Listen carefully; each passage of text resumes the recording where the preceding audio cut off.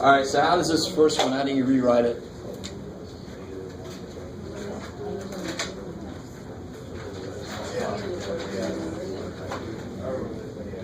And I didn't see this anywhere, but you never have to write, plus or minus on the infinity. It's understood. There's only one side of infinity you could approach from. If you approach from the other side, let me know. That's neat, right? So you've made it to nirvana, and you're trying to come back for some reason.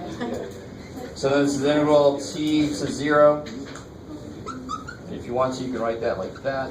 Okay, you're crap, yeah.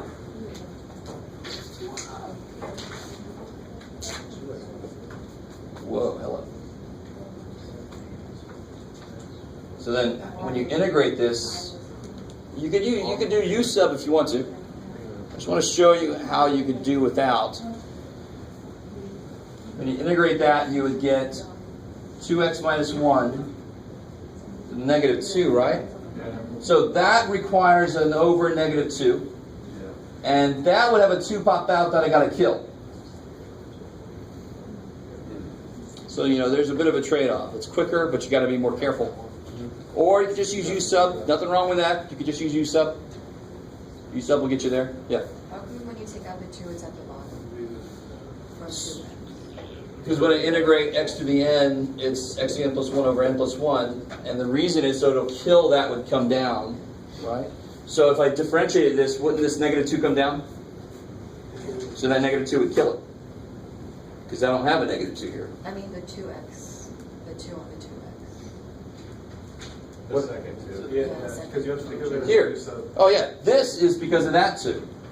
So if I took this guy's derivative, that would come down, that kills that. This would have a chain rule piece, that kills that. So again, this shows you how the more comfortable you are playing with the numbers in your head, you can do that way. The less comfortable you are with that, and you think you might forget something, then do u sub. That's what u sub's for, is to keep track of stuff. Everybody, whatever the hell way you got there, you should get here. And then I want to go from t to 0 for that.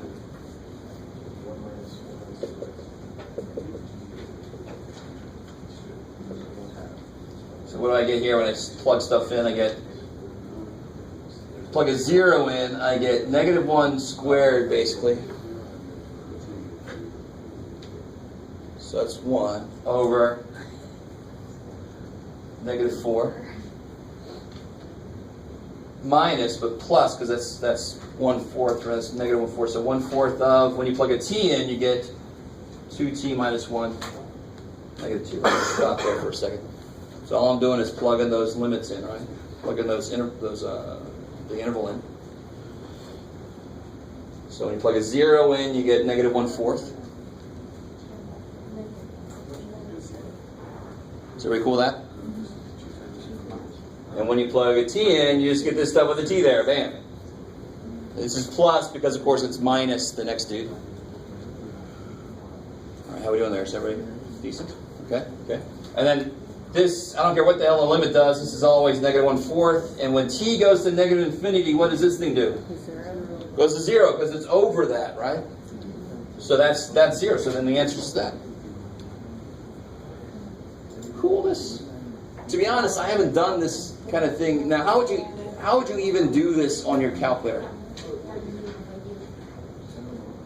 You'd have to go, like, make your window out to negative 10,000 or something, and then just integrate from there. It won't be perfect, but it might be far enough that it'll get there. I don't know if you guys are with me. There's no way to take your window to negative infinity and then plug negative infinity on your calculator. When you do second calc 7 to do the integral on your calculator, can't do that. So you'd have to kind of approximate it by going out to a really big negative number. Yeah? How'd you go, why didn't you rewrite the expression when it was at negative 2? It was raised to the negative 2? Why didn't you rewrite it and then, because when I rewrote it, it came out different. How do you mean rewrite it? Like, say, negative 1/4 times 1 over 2x minus 1 squared. Okay, sure. You could do it that way also, but it shouldn't come out differently.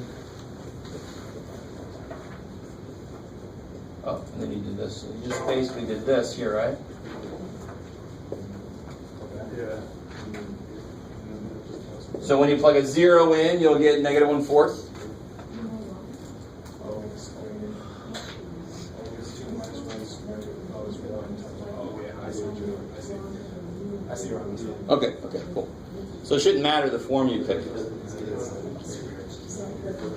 All right. Now what about the second one? What is sine of pi over 6? 1/2.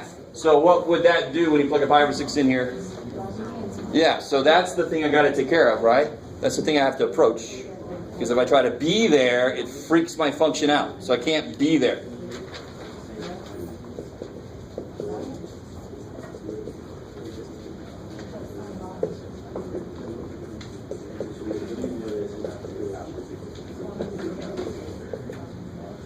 And now, as I'm sure you guys are realizing, every time we learn some new form or something, what could always pop up is any of the other stuff we've done.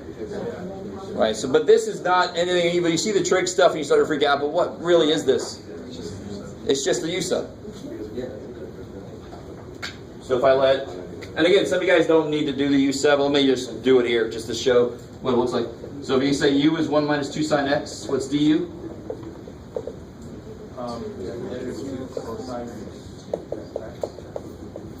Cool. All right. So I need a negative 2 there. So put a negative 1/2. Doesn't really matter.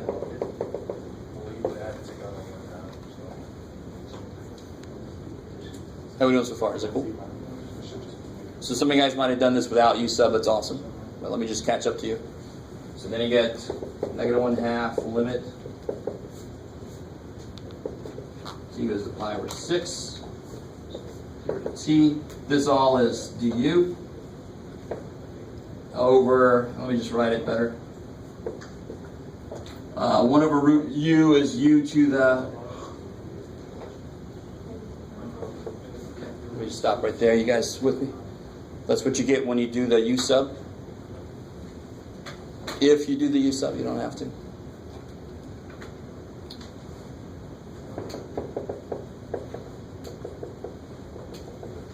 So what do you get in here? How do you integrate u to the negative 1/2? U to the 1/2 times 2. I like it.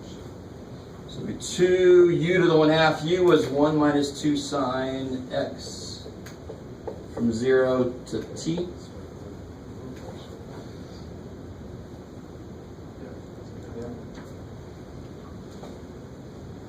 So that I get. Yeah, I can cancel the 2. Let me bring that back in here. So then I get, let me just bring the whole thing in there. So this will be negative 1 minus 2 sine t. So I brought the negative 1/2 back in to kill that 2. Is that cool? Yep. So there's a negative in there now. So it's negative that with a t in it, minus negative, so plus that with a 0 in it, right? No, the 2's gone. And of course, sine of 0 is 0. Sine of 0 is 0. So then 1 minus 0 to the 1/2 is 1. And what happens here when t goes to pi over 6? What happens here? 0. And then 1 to the 1/2 is 1. It's crazy. So then I get negative 1 plus 1. Yep. Crazy. Yes?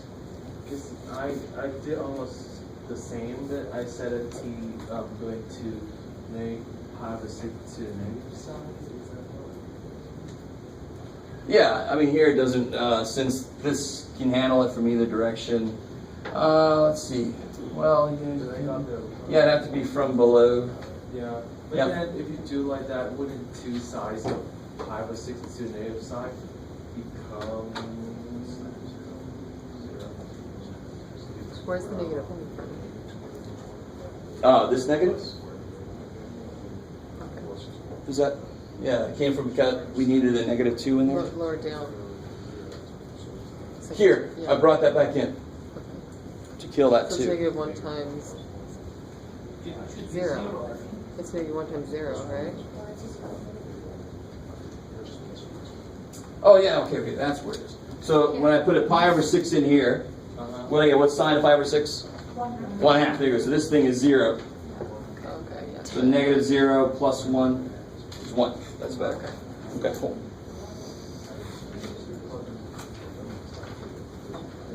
Cool. You know what I got?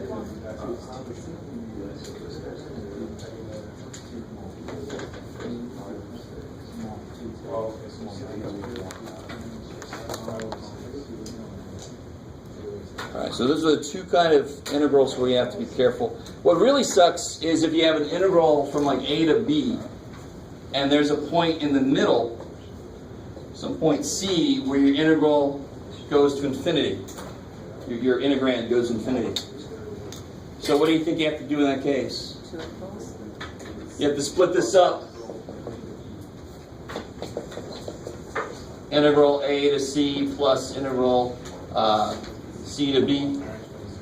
And then you have to do a limit and as t goes to c for both of those things, right? So that's the worst example of what it is if it's not the endpoints that are a problem, but some point in the middle.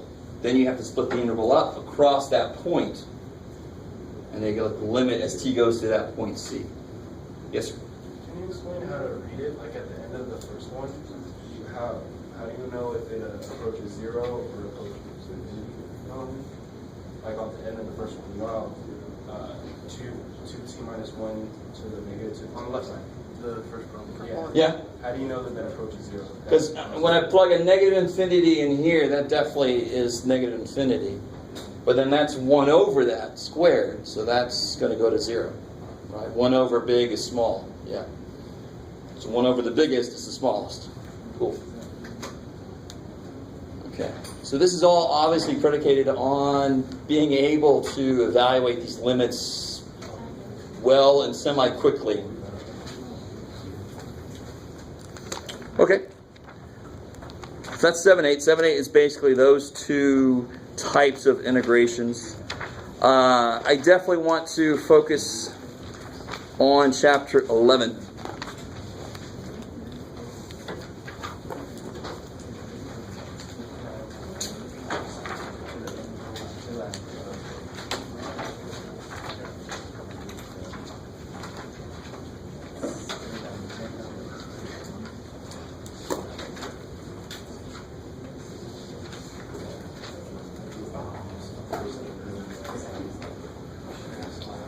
So let me ask you this question. Let me give you a nice, easy example of this, and don't get too excited because this is not really what this is going to be. But it's based off of these sequences. So you might remember getting stuff like a crazy easy example would be this. You can tell me what the next couple of elements are. Whoa, okay, good. So that's what I meant. Don't get too excited. It's not going to be a bunch of this. But to tell you honestly, figuring out the next few sequence elements could be remarkably difficult. It would be really easy for me to make something really difficult to figure out. And sometimes there might be more than one answer. Depending on how many sequence elements I give you, sometimes somebody gives me an answer that I wasn't even expecting because it wasn't the way I was thinking. Because there could be more than one way to get from one number to the next. So what about this one? What you got, Jeff? I don't want to do that one. Well, let's do this one. Let's go ahead and talk about this one.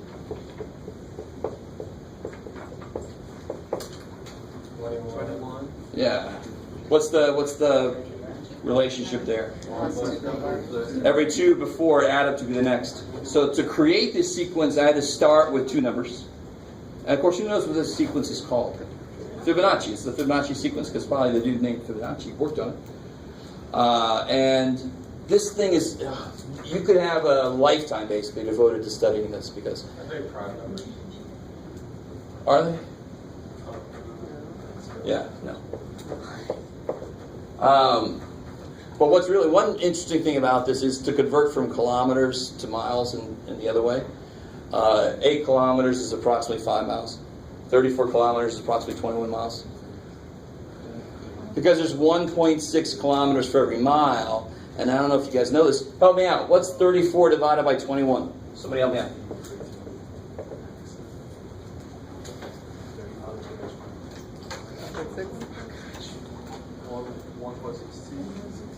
1.2. And then the next sequence element would be 55, and then 89. What's 89 divided by 55? 1.6. Roughly, right? So if you go out far enough, they become 1.618, roughly. And that's called the golden ratio. So there were some pyramids in Egypt that were built according to the golden ratio, and that made people wonder, did they do that on purpose? Because I don't know how much you guys have some of you guys have heard of Fibonacci sequence? Yeah. How many of you guys have ever heard of the golden ratio? A few of you guys. And then the golden rectangle? Anybody ever heard of that? So it's really interesting. This is where math intersects with almost every other discipline, because they found out that if I create something using the ratios acoustically, if I put together frequencies that are in this sequence, if I put them together, it's pleasing to the ear. If they're not from the sequence, those are the things that wake us up in the morning. So the really weird thing about the sequence is it actually mimics what nature does. Nature builds on itself. So it's aesthetically pleasing to us. Visually, if I break a rectangle up in the right place to be in the ratios that this represents, that's what's most pleasing to us. They've done all these psychological tests. It's really neat. But we're not going to focus, obviously, like I just told you, we could have a whole lifetime devoted to this thing. So we won't go any further. But it's really neat. If you go to Google and type in Fibonacci and then whatever your favorite topic is. Fibonacci surfing, you'll actually get something about it. Fibonacci music, Fibonacci, if you like business, Fibonacci.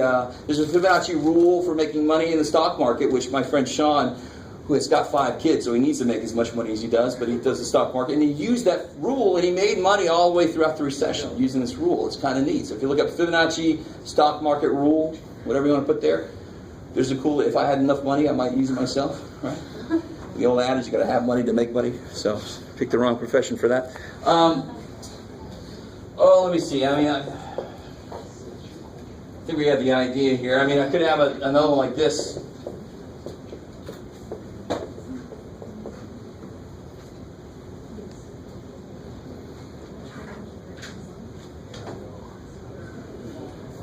So is this an additive idea? Hell no, right? You quickly discount this being additive. This was an additive thing. This is what we call an arithmetic sequence. It's based on adding. This is what we call a geometric sequence. Based on what operation? -3. Yeah, what is it? Multiply by -3. Yeah, so -3 would be the common ratio here, right? So now I just multiply that by -3 to get the next term. 167. And -3 to get the next term, blah, blah, blah. All right, so those are all kinds of sequences that we have. So what we're going to do is, of course, beyond that. That's our little intro. We're going to start to come up with formulas to describe sequences. And then we're going to start to talk about when do sequences converge or diverge, much like we just did with intervals. So somebody was asking me if it gets harder or easier as you move through Calc 2. All I could say is this is different. And very often different is kind of good. Because it's different. You're kind of be more interested in it if you've never seen it before. I don't know if I can tell you if it's harder or easier. It's totally up to you guys. So let's see. Here's how I denote the elements of a sequence. So for the first one, I would say A1 is 1, A2 is 4, A3 is 10. So could somebody help me? A3 is 7. A3 is 7. Good, that's one way to help me. Can somebody else help me? What would AN be?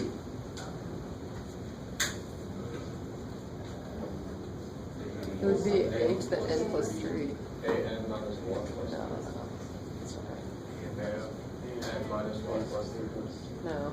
It can't be based on... Oh, I see what you're talking about. All right, I'm with you.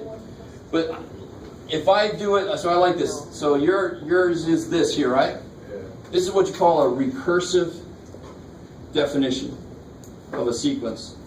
Recursive kind of captures the fact that it's built on itself. That doesn't work. So I don't want that.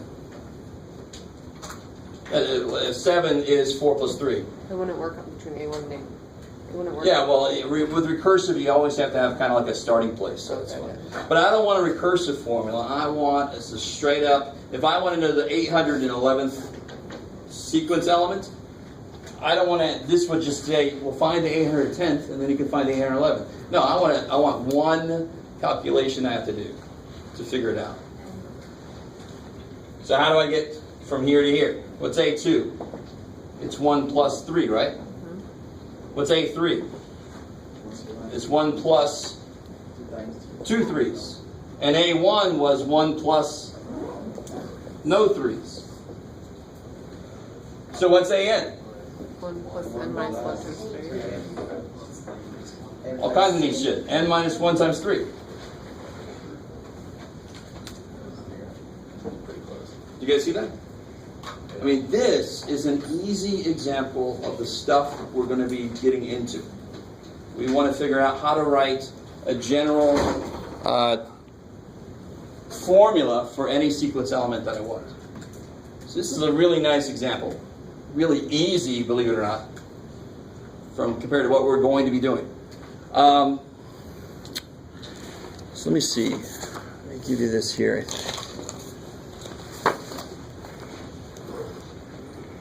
Oh, let's do one other thing here. Obviously, any of these sequences I've written are any of these convergent. And they're not convergent because every one of these would go to infinity. Can somebody come up with a sequence that would actually be convergent? Like times 1/4. Ah, here we go. Now we're thinking. So if you do something like the multiplication, but you multiply by a fraction. So if you start with 1, multiply by 1/4, you go to 1/4. Multiply by 1/4 again, multiply by 1/4 again. That is definitely convergent. In fact, I would call this sequence several things, right? Not evil things, but I would call the sequence monotonic. Holy shit, what the hell does that mean? Does this sequence increase or decrease the elements? And they decrease constantly. It's never equal. It's always going down. This is what I call strictly monotonic. So if it's ever equal and goes down and equal and goes down, that would be called just monotonic. It's not strictly monotonic. So monotonic is a new word, and I've said it a lot because I like to say monotonic. It's a neat word to say. But that just means it's monotone. It's only got one direction that's basically going, and strictly means it's always down. Not strictly, if you say monotonic, it means it's at least not increasing ever, but it might stay the same sometimes. How are we doing there? Is that cool? A little definition throwing in there. What would the limit be? Well, first of all, let's do this. Let's do this. What would an AN be? So what's A1? What? What's A2? 1 times 1/4. What's A3? 1 times 1/4 squared. So this is 1 times 1/4 to the first. This is 1 times 1/4 to the 0. So what would AN be? 1 times 1/4 to the n minus 1. I love it. You stop right there. Do you guys see that? So do you see how you start to develop a process to figure out what AN is, the nth term of a sequence? You write several sequence terms down and you look at the pattern that they make. That's what you're trying to capture when you write AN. You're trying to capture the pattern that you're seeing. Maybe. So what I'm saying here, what is the limit as n goes to infinity of this 1/4 to the n minus 1? And I can see that it's going to be what from here? It's going to be 0. And of course, mathematically, it's going to be 0. Because it would be 1/4 to the infinity, basically. That's going to be 0. Let me stop right there. You guys with me? So we quickly went from 14710 to this. Right. So now we're getting closer to the real stuff. So if I have something like, what's up? I heard that. It's a really good idea to ask questions as you go. Read that step again, like how to get to 0. Two ways. Looking at the pattern this is, I can see that it's going to be strictly decreasing, right? And I know that this is, the top's always going to be 1, and the bottom is always going to grow. So I know this limit is going to be 0. It's going to be 1 over as big as I can imagine, which is going to approach 0. If you don't, that's a little less strict. If you want to just do it mathematically, if I try to let n go to infinity, this is going to go to 0. Yeah? Isn't that divergent though? How is it convergent? No, it's not divergent. Did it go to infinity? Don't treat 0 badly. 0 is a number just like 1. So did this go to a finite number, or did this go to infinity? Or it's getting closer to 0. So it went to a finite number. It went to 0. So don't... 0... I almost said something else. 0 definitely messes us up sometimes. But that doesn't mean that 0 itself is kind of weird. It's just a number. It's a poor little number. So if the limit of something is 0, it's convergent. Absolutely. The only way you can really be divergent is if your limit is infinity or negative infinity. Good. That's a good answer. Good question, though. 0 doesn't freak us out here as an answer. It's a number, just like anything else. Okay. So what about if I gave you this? I do need to get a TA or something. So let me show you the full way to really do this. So you put little braces up here.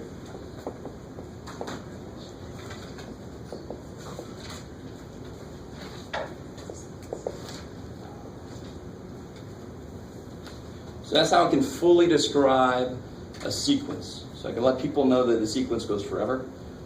Right, it starts at 1 and goes to infinity. The little braces are kind of like reserved for sequence definitions. Right, so this is how I define the sequence of terms that I'm using. Can you tell me what is this convergent or divergent? Divergent. And let me give you a hint. The big hint is obviously that that's probably not right, because I'm saying what I'm saying now. But this should look very familiar from pre-calculus. What's a horizontal asymptote in pre-calculus? You let x get really so long ago, you let x get really big. Horizontal asymptote is all about what it's eventually going to do. So do you remember the 3 situations from pre-calculus? If the top degree is higher, it's infinity. If the bottom degree is higher, it goes to 0. If they're the same degree, it's the ratio of the coefficients. You remember all that? Oh yeah. If you forgot that, then if you let n go to infinity,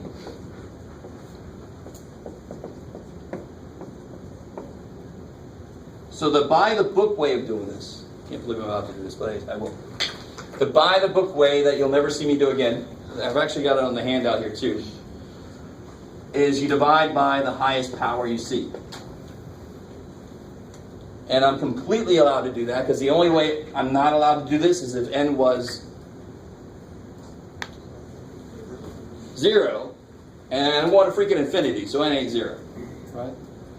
So what do I get if I do this? What if I get if I divide by n squared? What do I get on the top? You get 1 minus 3 over n. 2 over n squared minus 1. So if I let n go to infinity, what happens to these two pieces? So you get 1 over negative 1, negative 1. So of course the shortcut is, if they're the same degree, they're lockstep with each other. When n gets really big, 2 doesn't mean shit, 3n doesn't mean shit. When I'm talking about n is equal to a trillion to the trillionth power. So that's just negative 1, the ratio of the coefficients. Does that sound familiar? It does. Some of you guys, if it doesn't make sense by itself, as if you just learned it. Does it make sense? So let that, if it's written like this, the question about if it's convergent or divergent should be very simple. You don't even have to do this. This is too much work. Let's do what we've already done in the past and say it's just the ratio of the coefficients. Done. Now help me out here. What's A1? Negative 2 over 2. Negative 1.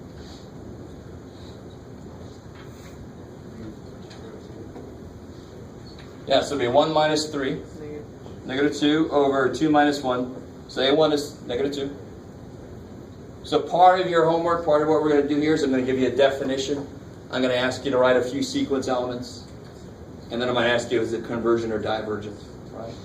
Or I'll give you a sequence, and you got to work backwards and tell me what this is. Like we were doing earlier. Figure out what AN is if I give you the whole sequence. Or if I give you AN, I'm going to ask you for a few elements of the sequence. One way or the other. Okay, good? Good. So let me do this. Here, let me give this out. This has got two sides to it. The back side we sort of talked a little bit about.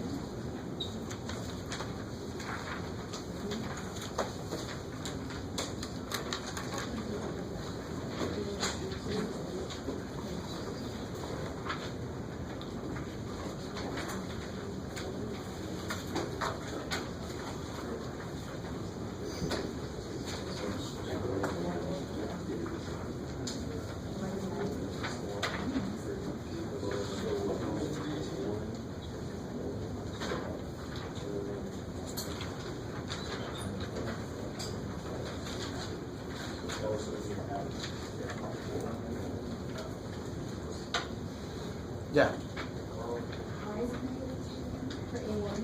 Oh, just plug a 1 in for n, right?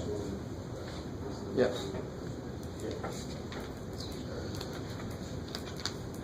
All right. Let me point this out. Do you guys notice that if I would have started at 0, the definition here would have been a lot easier. It would have just been 1/4 to the n. The reason it was n minus 1 is because the element I was on didn't match up with the number of steps I'd taken yet. Does that make sense? Look at this as a step I've taken. So the first element, I haven't taken any steps. So if I had called this a 0, so start at 0, this would have just been 1/4 to the n. So it's normally sequences start at 0 or 1, but they certainly don't have to. You might want to pick up somewhere halfway down a sequence and go on from there. You certainly could do that. So at the very top, I give you a few examples like triangular numbers. You have 1, and then you put 2 underneath that to make a little triangle. Then you have 3. Pentagonal numbers, so you make pentagons out of those. Fibonacci numbers we already talked about, so I have the recursive formula there at the end. How are we doing? You guys see how to look at that recursive formula? So to get an plus 2, I add the 2 sequence elements before that. So that's how I designate that in general. So you try the exercises. You try those 4 problems right there in the middle of the page. The 1 over n, that kind of problem.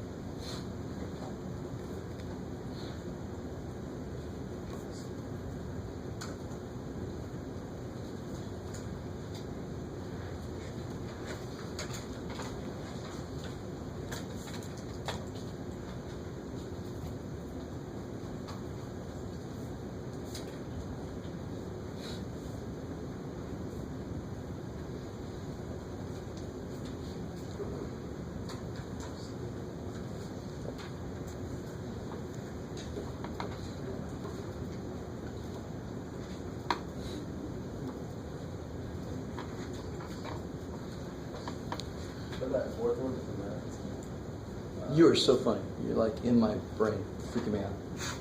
So in general, you have ratings for real valued things. So this is degrees are things we made up. We totally made them up. They're completely a human invention.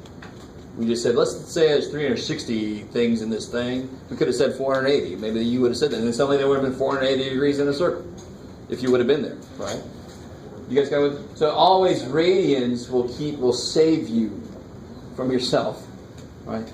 Because I have to do e to the negative n. I can't do e to the negative degrees.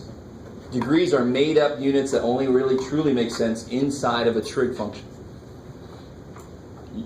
So if I have a part of my function that has the variable outside of a trig function, it's definitely got to be radius.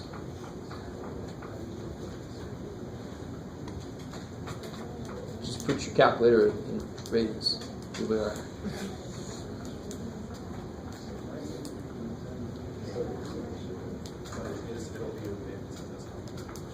Yeah. Because you could write this exactly sine 1, but that doesn't really tell me much, right? So decimals, I can kind of follow the pattern.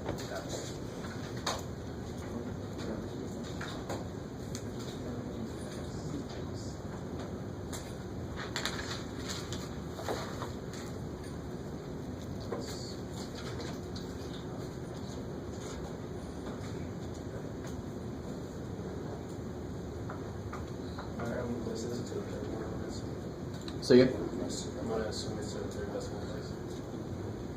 Okay. Yeah. But you might want to be careful because they can get pretty small pretty quickly, so yeah.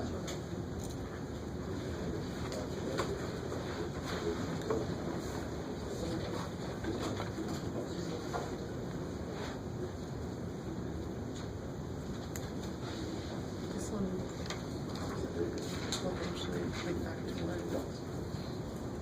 This one will eventually bring back to 1. Look at the 1, it will be 1. It should be, yeah. But what's that last one say? 31 over. Oh, 31 over 30, and there's a comma. Okay. It's a comma, yeah. Okay. Yeah, it's definitely going back to 1. Alright, so how are we doing there? What's the first one? Yeah, the limit's definitely going to be 0 on that one. So it kind of makes sense. The only way, well, going back to the integrals we were doing, the only way that the sum of a sequence or a function, so when you integrate a function that's a sum, the only way that could possibly be convergent is if the sequence or the function itself goes to 0. If it doesn't go to 0, then you're adding up an infinite number of non-zero things. That's going to go to infinity. So I don't know if that makes sense. The only way that the sum, because the next thing we do after just talking about sequences is we start talking about series, which would be the sum of all the pieces of a sequence. And the only way that sum could be convergent is, one way they could be convergent is if all the sequence elements themselves go to 0.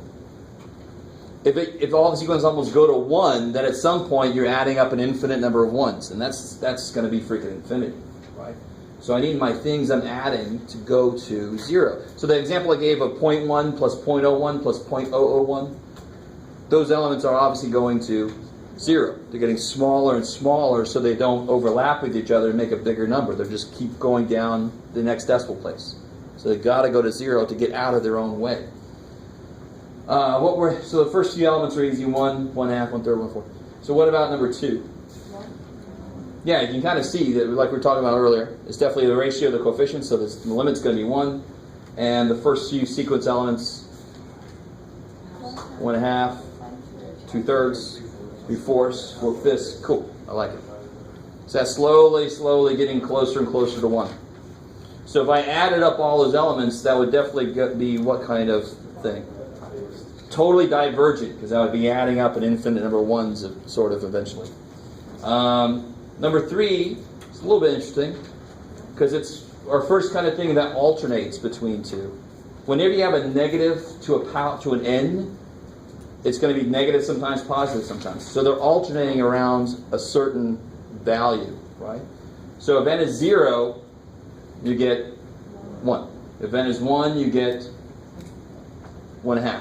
right? Because it'd be 1 minus half. Advantage 2, now it's going to be 1 plus a quarter. 1 and a 4.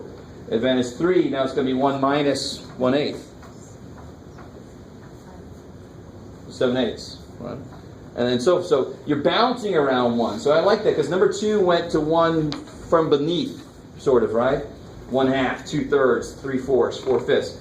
Number 3 also goes to 1, but it goes to 1 around it. So it kind of corresponds to, I don't know if you guys remember this.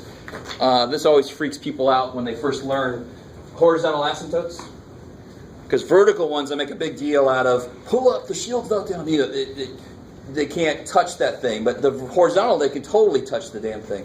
So you can either have a horizontal where it does this. That's like the one, the n over n plus 1. Or you can have one that does like that. And that's more like the alternating one that we're just now looking at. Right? Totally cool. Okay, good. And there. So number 3, the limit is definitely going to be 1. Good. Number 4, how does that relate to music?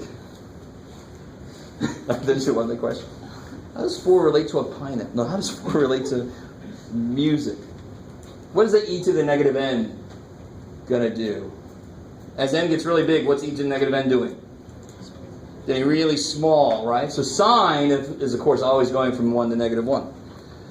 But what e does is it dampens it. So it's like you pluck a guitar string, and the guitar string wants to go like that, but then the friction dampens that, so then it looks like that up there.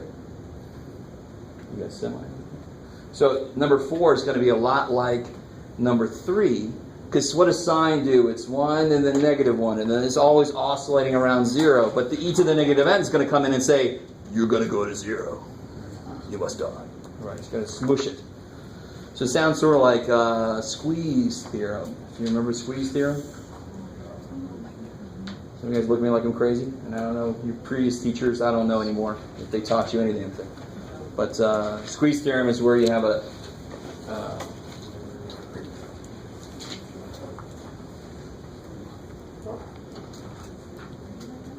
so sine of it, of course, goes between negative 1 and 1, right? So e to the negative n sine n is between. So what did I do to the middle? I multiplied by that, so I better do that everywhere. So this would go between that. Hopefully, yeah. And if I let n go to infinity, this side becomes small is good, the smallest, 0. Less than equal to this. Less than equal to this side becomes 0. So this gets squeezed. It's got to also be 0, right? So, of course, squeeze theorem normally works when I have like an oscillatory piece to it. Right? That's a really good place to use squeeze theorem. If you've never heard of squeeze theorem, that's bad, but we can work with that. Okay, so number 4, a few elements. Now can you see what's wrong with just putting in 1, 2, 3 into sine? What do you guys get for the first 4 elements? You got e to the negative 1 times sine of 1. So what do you get when you put that in your calculator? 0.310? Sure. And what do you get for the second? And what do you get for the third? All right, what do you get for the fourth? All right, cool. All right, so there you see finally you packed up a net. But whenever you pick certain elements of trig functions, you could make it look like it's a straight line. If you just chose the elements that would be like. So whenever you have a trig function inside of a sequence, you got to be real careful that you realize you could just be picking up certain pieces of the sine function itself. But this e to the negative n kills it pretty quickly. So obviously the limit's going to be 0, right? They're getting really small pretty quickly. Because this could go to e to the negative a billion. That's 1 over e to the billionth. That's going to kill anybody. Poor little sine dude can only get how big? 1. So the e to the negative n can get infinitely small. So the whole thing is going to go crazy small to 0. Okay. under limits of sequences, there's the first method is the method we talked about earlier. And actually, don't even do that way. Just do the shortcut way you should have learned in pre-calc, based on the situation you're in. Method number 2 is really good when you have non-polynomial stuff. Right? If I don't have a polynomial over a polynomial, I can't use the shortcut because it's all about degrees. So method number 2 is L'Hopital's rule. And that's the one that some of you guys at least claim we're never taught, and maybe we're taught really, really quickly. But it's stupid useful, so I'm a little surprised. But the thing with L'Hopital's rule, and the unfortunate thing that people don't realize, L'Hopital's doesn't involve quotient rule, right? It's a concept. So it's the one time I'm allowed to take the derivative of the top and the derivative of the bottom separately. Because if I'm looking at the limit of something, I can take the derivatives and just see who's getting there faster. And of course, to see how quickly something's moving, I take a derivative. That's the basis of why it works. Of course, to go in, before I can use L'Hopital's, what has to be true? It's got to be some kind of indeterminate form. I like it. So, for the example I gave,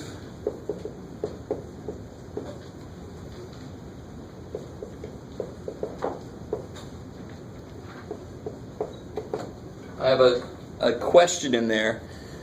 To do L'Hopital's, obviously you have to have differentiable function. That no sequence is differentiable, period. Why? I love it. There's a stupid bunch of holes in it. In fact, it's basically, you wouldn't even count the holes, you would just count where the hell it actually exists, right? So I can't have a derivative when the thing I'm working with looks like that. Where's it going from here? It's a point. I can't even do the basic limit as h goes to 0 thing, because there's no other points to use around this thing, right?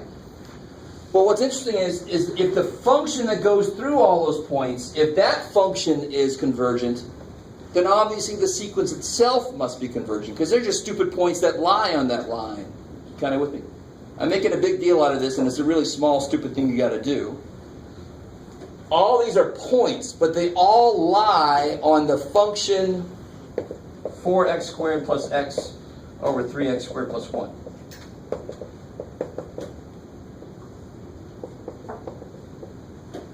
So make a big point out of that. So this only uses what kind of numbers? No.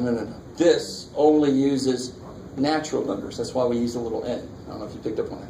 So n, 1, 2, 3, it only uses natural or whole at most with a 0. Kind of with me? So it skips a bunch. So, but every single point that this represents sits on this dude. So if this dude converges, so does that. It's got to. It sits on the damn thing, right? So these do what that guy does, and the minute I write it like this, I'm allowed to use L'Hopital's. Now some of you guys are just going to do L'Hopital's right there. And yeah, I will take points off. Nah. Totally. What the hell am I talking about right now? Why would it be 2 in time? So this is important to realize, that L'Hopital's requires a continuous function, something that's differentiable. So what do I get if I apply L'Hopital's to this? 8x plus 6x. Yeah, you get 8x over 8x plus 1 plus 1 over 6x. And then I can do, is it still indeterminate? This is totally indeterminate, right? Infinity over infinity, is it still indeterminate? Is it still? Yeah, it's infinity over infinity still, right? So I could do L'Hopital's again. So what do I get if I do it again? 8 over 6, so which is 4/3, which we knew from the beginning anyway, right? So on that one, I wouldn't recommend L'Hopital's. But which problem in the exercises below would you definitely want to use L'Hopital's on? Hell yeah. So do those. Do ABC. ABC there at the very bottom.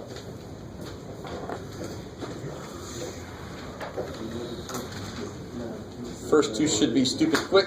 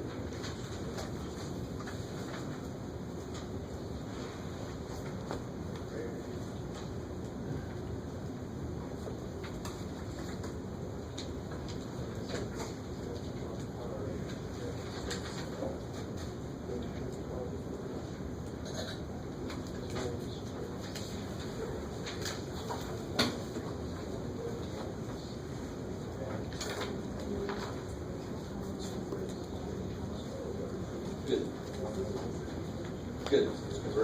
It's only the top hours. That would be the whole time.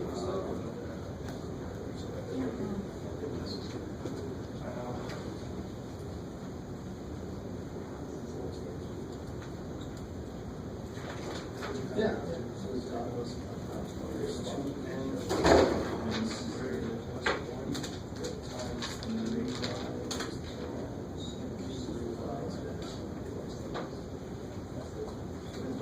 Wait, so where do I go from here? Yeah, I did that.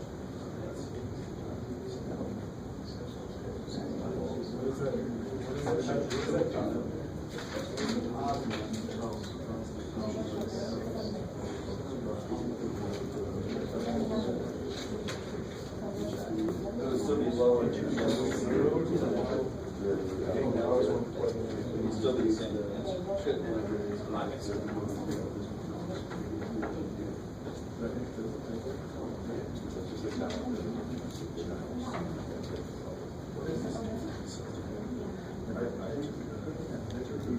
Good. Good. Good. Good. Good. Get your ends together. It's n to the 2/3 comes in. You can add powers. Rewrite this as n to the 2/3. It's a lot easier to work with.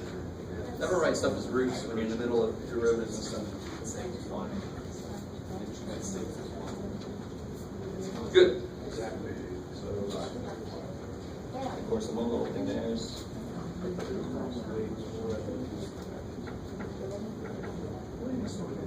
What's the operation? What's the operation?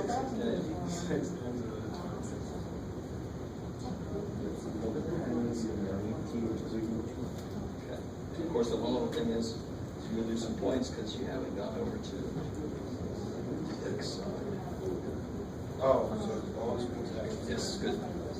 So otherwise, it's illegal. So then what happens to everything? It just Same with it. Yes. But now, with the situation here, you have a bottom power that's higher than the top. Bottom is bigger, so the bottom dominates. oh, it's zero. So open is zero. All right, let's see. Yeah. Well, first. So the first two should be quick, right? What do you have for part A?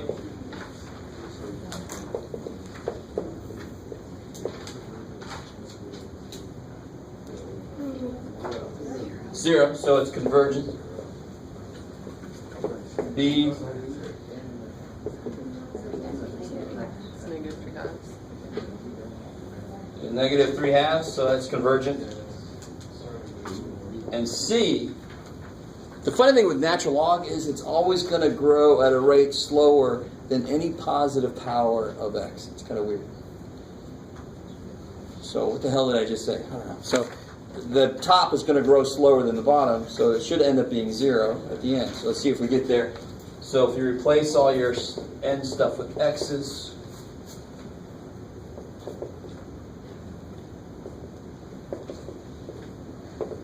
L'Hopital would say the derivative of the top is what? 2x over. I like it. Divided by the derivative of the bottom. 1 over. Okay, sure. 1 over 3x. Yeah, never bring roots into it. Yeah, really. Because then, it makes it hard to put your x stuff together. So this would become 2x over x squared plus 1. Times 3x. Yeah, times. What am I doing here? If you put it 1 over, it should be positive there, yeah. It's either make it a negative power or put 1 over it. It's not both, yeah. So this would be times 3x to the 2/3. 3 halves. Oh, yeah,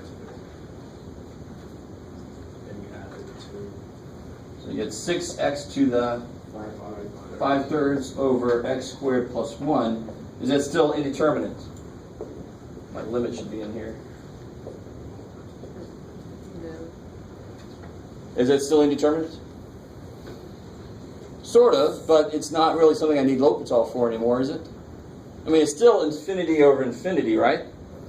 You could use L'Hopitals, but I have a top power that's lower than the bottom. So it's going to go to 0.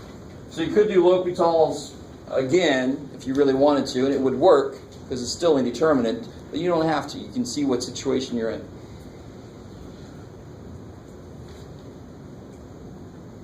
How we doing?